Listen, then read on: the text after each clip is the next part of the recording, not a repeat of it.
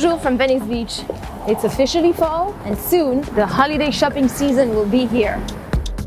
But shopping is very different now. Thousands of stores have closed. Many will not reopen. And millions of people are out of work. Budgets are tight. The future is uncertain. What does the future of retail look like? We'll tackle this topic and more in episode 2 of the Microsoft Advertising Download. Microsoft Advertising. The Download. Tell me what you want when you want it. The Download. Tell me what you want when you want it. Bonjour and welcome to episode 2 of the Microsoft Advertising Download. My name is Jennifer Solomon-Baum, coming to you from our still very empty Los Angeles offices. Thank you for joining us. Our purpose for the download is to deliver a monthly program full of insights, trends, conversation with industry leaders, and thought-provoking ideas. And this time, it's all about retail. And we don't need a crystal ball to see that currently that means e-commerce. We've seen an explosion in online shopping across lots of categories. Retail is by far the largest digital ad spend industry, and nearly half of it goes to search marketing. eMarketer is predicting an increase of 3%, roughly $28 billion in the US this year, and this despite a decrease in total ad spend. Coming up, another session of the Noodle, this time led by our colleague Adam Goodman and his guests. We will check in again with MJ DePalma in her Inclusive Marketing Lab and look at how inclusive retail strategies are crucial to driving brand loyalty. And we're introducing a new segment, Future Boutique, where we'll geek out on long-term trends with retail experts and what brands should think about today to get ready for tomorrow. Some of it might even sound like science fiction. Okay, let's dive in. I am delighted to welcome into the studio my co-host and colleague, Jeffrey Cologne. I'm coming. Hi, Jeff. How you doing, Jennifer? Good. It's really good to almost see you in real person, actually. I feel like I'm right next to you. You are.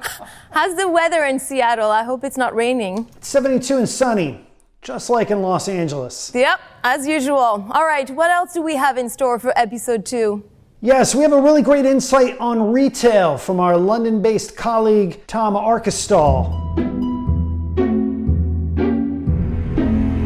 The most active period for marketers is almost upon us, the holiday shopping season. Each year, retailers anticipate the holidays with high hopes. But 2020 is unlike any other year. Shopping experiences are different now. Retailers have questions, we have answers. Question number 1, where are my customers now? Well, people are online. In August, we saw a 29% year-on-year increase in searches in the US and a 36% increase in Europe. While searches and clicks were up, cost per clicks went down as much as 25% in the US compared with last year. Now these savings, plus a rise in consumer engagement, leads to higher performance overall. Question number 2, who are my customers now? Well, they are mostly the same with one notable difference. A lot more people in the 65 plus age group are shopping online now. The UK saw a 73% increase in April from this demographic. So it's important for marketers to get a better understanding of how this consumer group behaves when searching. And question number 3, how has the digital journey changed? With people staying at home and online, the consumer journey has gotten longer as people are researching more, which has had a direct impact on your keyword strategy. With a longer journey, non-brand clicks increased as much as 44% in the UK in the first half of the year. So this holiday season, advertisers really need to focus on staying present along the entire journey and bid actively on non-brand terms to drive clicks. As we approach this highly anticipated holiday period, what else can advertisers do? We encourage you to think about visuals. We have found that ads with an image extension have on average 26% higher click-through rates than ads without them. And searchers who see your display ad prior to searching are more likely to visit your site. And finally, 51% of US consumers expect to begin shopping earlier this year. So the time for retailers to start their holiday prepping is right now. You're watching The Download, Episode 2. Our focus this month is retail. And as we discussed on last month's show, which was all about business recovery, now, more than ever, building trust with your customer is essential to success. And a key part of this strategy is advertising that is authentic and inclusive. And to double-click on this, let's take a trip to the Inclusive Marketing Lab with our colleague, MJ DePalma. Hi there, inclusive marketers. At the heart of retail transformation is trust. So how do we build trust with a brand? Well, let me ask you a question. Why do you start a friendship with someone? Do you start a friendship with someone based simply on the fact that they are human? No. We begin a friendship because a person exhibits trustworthy traits. They do what they say they're going to do, they're honest, and they have integrity. When we establish trust, we discover shared values, and that leads to shared meaning. And when the going gets tough, and there is a lot of that going around lately, let's be real, then they are there for you. What are friends for anyway, right? Well, our research shows that relationship building is no different between customers and how they think about brands. It's just like a friendship. Our Marketing with Purpose Playbook will enable you as a marketer, especially heading into the holidays, to check your ad plans with 3 core building blocks to a more trusted, loyal, and meaningful relationship with customers. Our research shows 85% of people say they will only consider a brand if they trust the brand, and nearly half will stop buying from you if you don't share their values. So if you're not really paying attention to the building blocks of trust, why are you wasting your time on anything else? So the 3 key building blocks to creating trust. Number 1, responsibility. Think trustworthy traits like ethical advertising, respecting customer privacy, and personal information. 51% of people don't feel like they have a choice when it comes to opting into data collection. And 66% say they don't understand how their data is being used. In the playbook, we share the top 5 ways people feel it's worth sharing their personal data. And here's a hint, it's all about providing equal value exchange. Number 2, values. To build trust, it's important for you to make people feel like your brand is built for someone like them. 88% of consumers want brands to step up on sustainable lifestyles and help them improve their environmental and social footprint in daily life. And number 3, inclusion. Our research shows very clearly that diversity in ads signals authenticity, and that drives brand support. Here are the numbers. 64% of people said that they are more trusting of brands that represent diversity in ads. 78% of ethnic minorities are more likely to support a brand that is authentic. And 66% of Caucasians said the same thing. Now, you may be saying, yes, I believe this, but how do I do inclusive marketing? Well, our playbook outlines the inclusive marketing activation model. Part of it is how to develop your own inclusive keyword strategy to power your search engine marketing.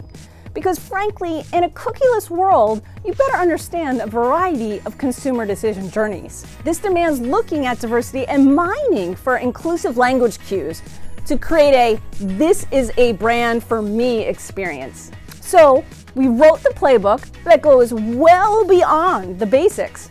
We hope it can become an industry game changer, designed to empower all types of marketers to start their marketing with purpose journey with us, with strategies, research, insights, and actionable tactics to build a more trusted brand.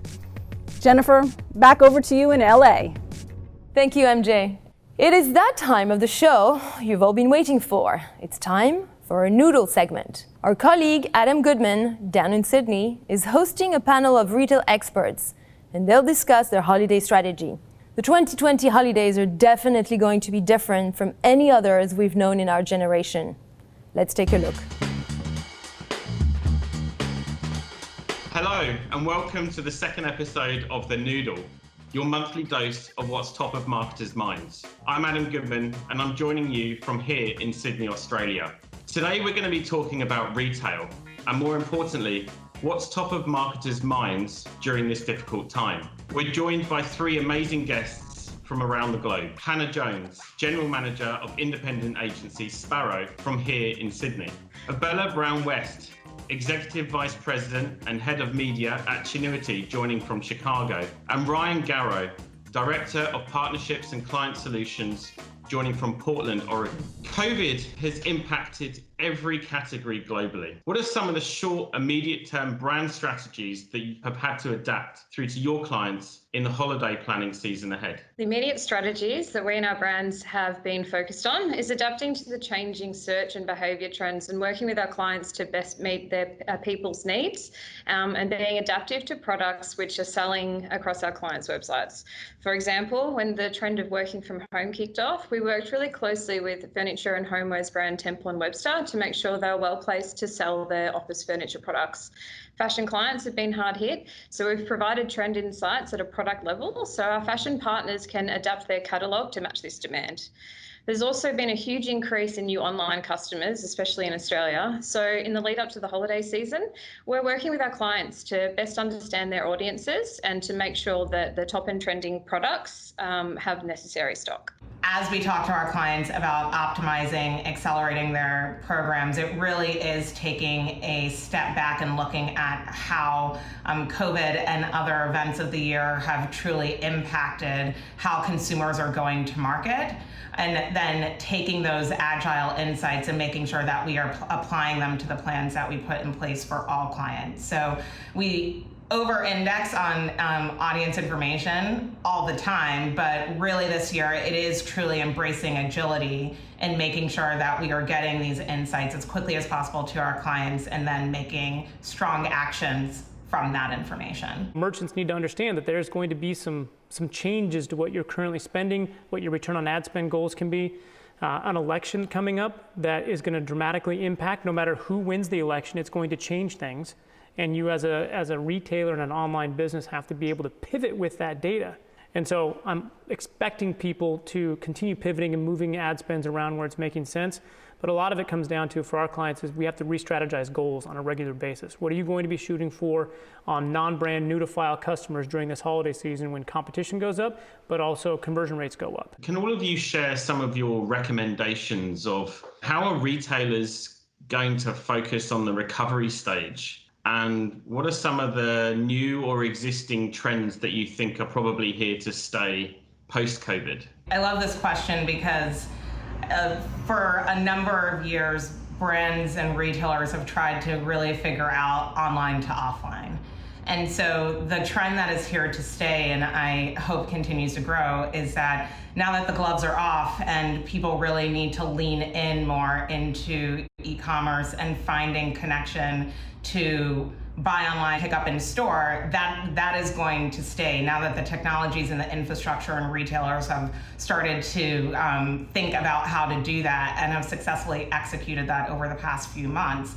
Why go back? That's one of the easiest ways to really show that online to offline consumer journey that everyone has struggled with for a number of years. Like, let's forget about the days of showrooming. Like, this is actually here to stay, and all strategies should now be focused around trying to find that through line and connectivity between brick and mortar as well as e-commerce. In the same vein, I think shipping has really become a focus. Quick shipping and reliable shipping is going to be more and more valuable to a customer for that lifetime value. You're going to spend all this money to acquire them as a customer.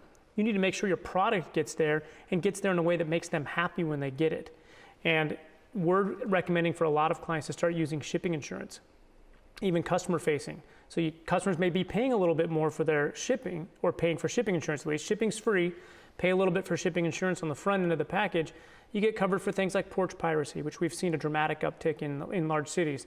And so I think all of the things around shipping, even though you as a merchant don't control it, you get blamed for it when it goes bad. You get nothing when it goes right. And so you as a merchant have to kind of ensure that for yourself, that becomes an extension of you still, even though FedEx, UPS, USPS, DHL are the ones delivering it.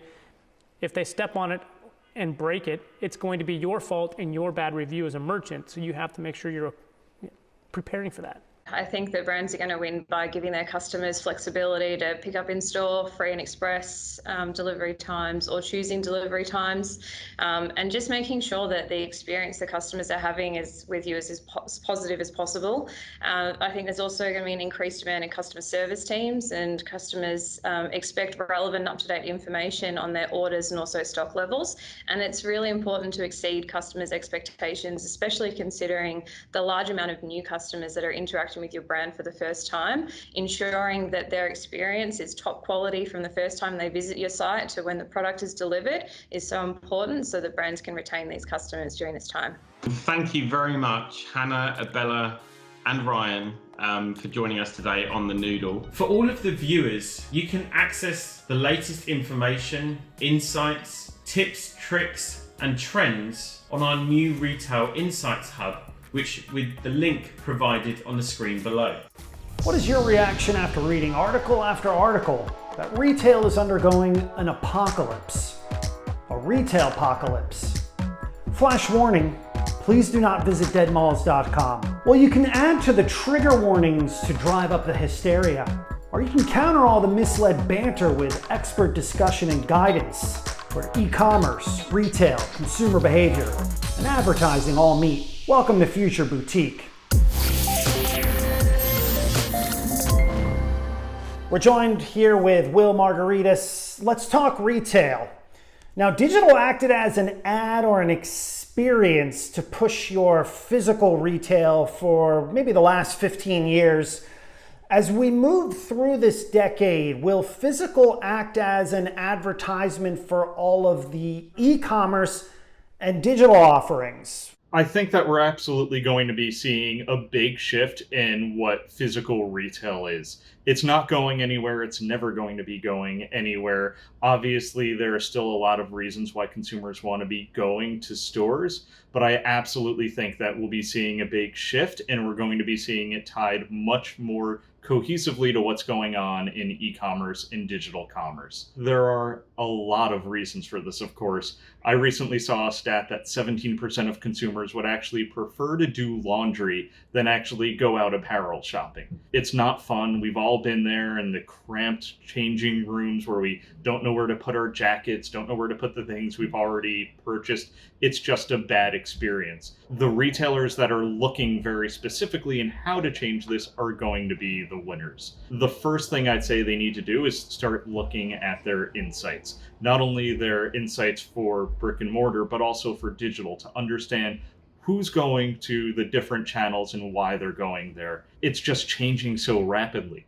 If a brand is relying upon the insights that they had even 5 years ago, even pre-COVID, it's going to be entirely incorrect. The consumers that are coming out to physical brick and mortar retail this time next year are going to be doing it for entirely different reasons than the ones that were doing it a year ago, who have since been trained to be doing much more purchasing online. You're really going to see some brands doing constant insights, updates, constantly learning, constantly figuring out what the truth of their consumer is.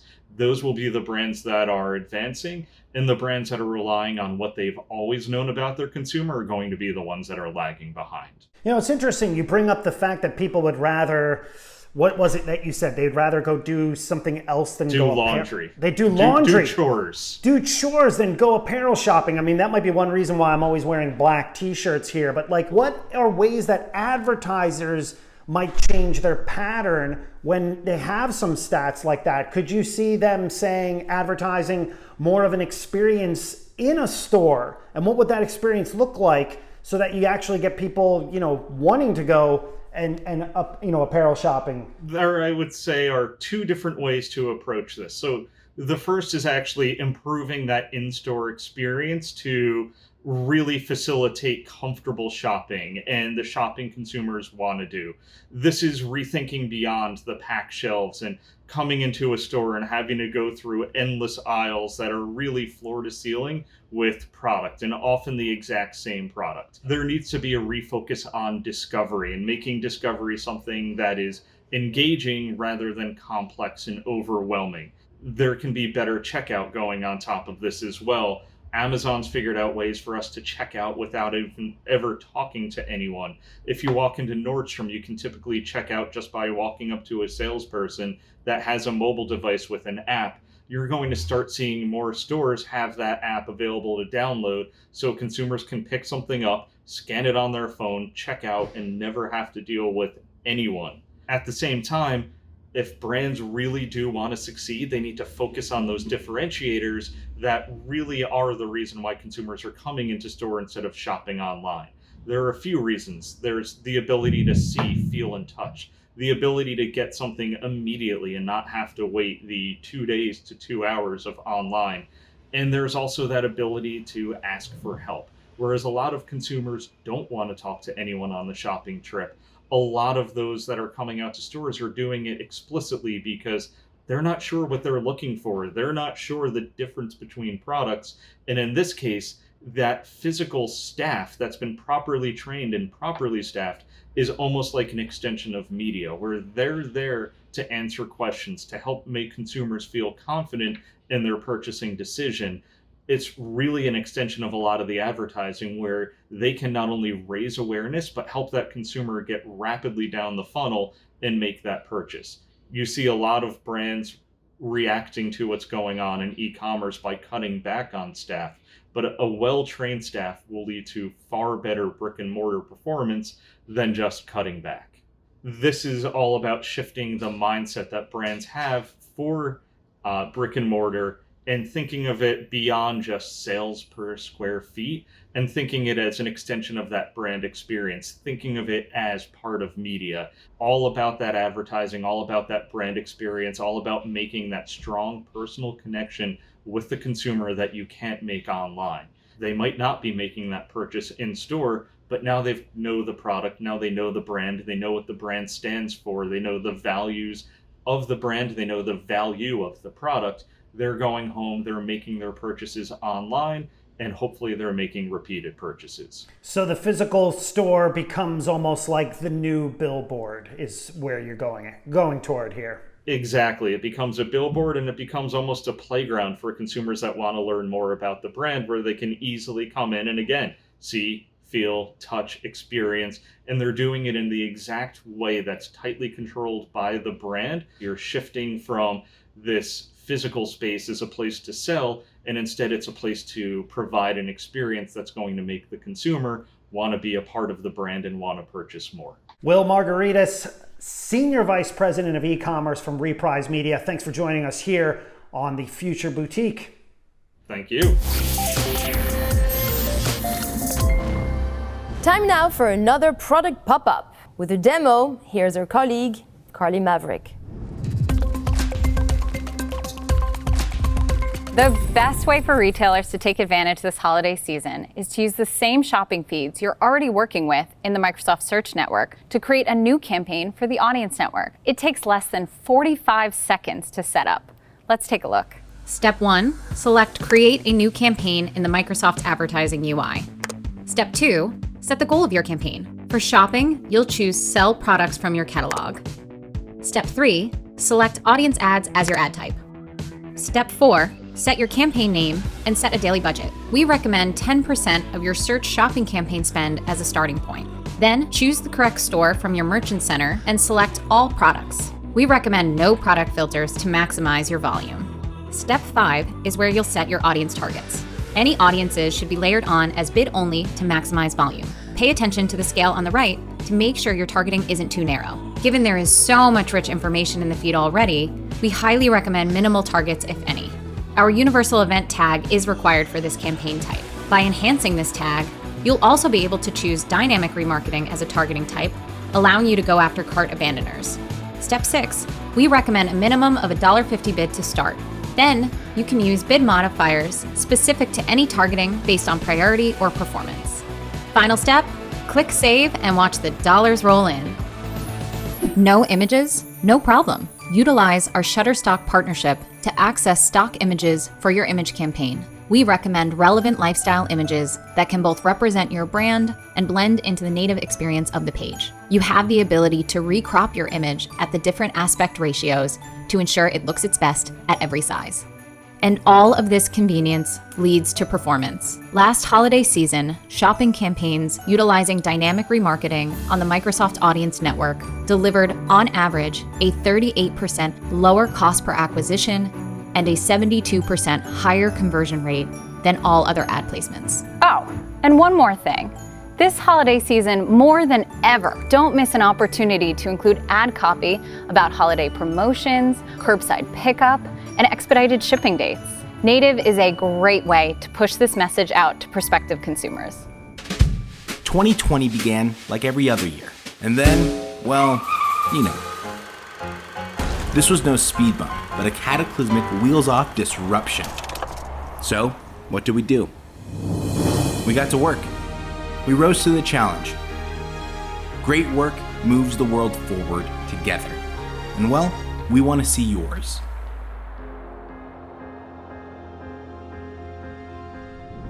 And that's a wrap for a second episode of The Download.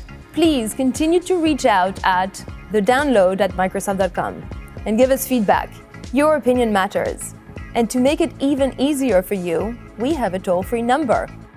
Because we're retro like that. Call and leave us a message and we will air your feedback on the show, good or bad. Next month, we will explore change. So much has changed this year, and we'll review how the advertising industry is dramatically evolving. We'll also look into a world where third-party cookies are going away and what that means for our business. All right, on behalf of everyone at Microsoft Advertising, thank you for joining us for a second episode. Stay safe, stay healthy, et à très bientôt.